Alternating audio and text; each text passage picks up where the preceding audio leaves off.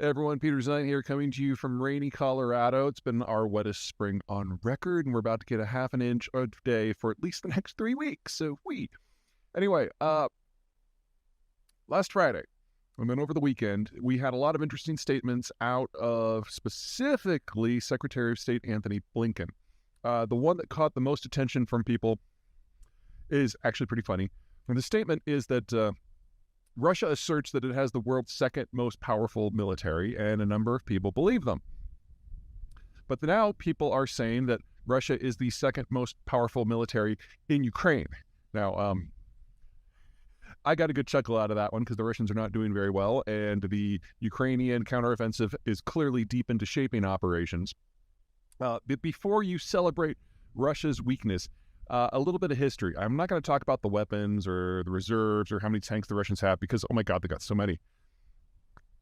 Instead, we'll look back at history.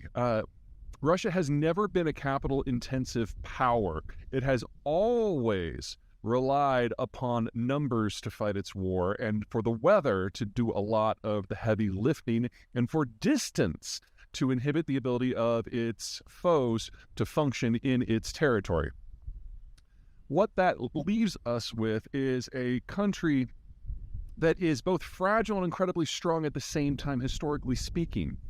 And so when a country will come at the Russians with a technological advantage, especially when it involves movement, they will do great, because once you break through the outer perimeter, if you can get fast and loose into Russian core territories, the Russians can barely move within their own territory.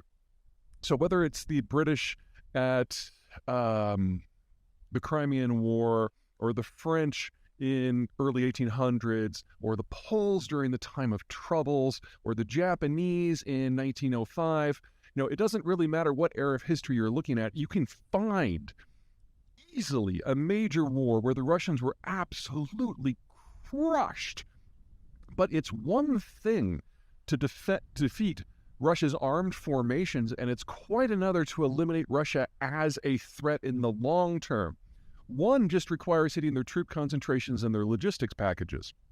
The second requires root and branch ripping up much of the industrial level infrastructure and the entirety of the governing structure over a swath of territory that is the world's largest national landmass.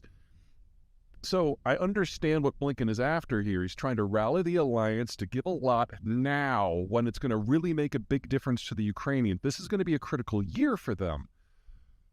But on the other side of this, we're going to have to deal with either a resurgent Russia or a very, very bitter Russia that still has a few thousand nuclear weapons. We're at the very beginning still of a very long process. And even if this goes every way that people who are rooting for the Ukrainians hope, and this really is the beginning and the end of the Russian system, belittling them now isn't going to speed that process along, outside of kind of the tactical boost that it gets from people giving more weapons in the short term. Anyway, word of warning, I'm still rooting for the Ukrainians here, still hoping, actually I'm pretty confident that Russia will cease to exist as a country in my lifetime. Love to see that forward loaded, but I'd like to see it without a nuclear exchange too. All right, that's it for me. Take care.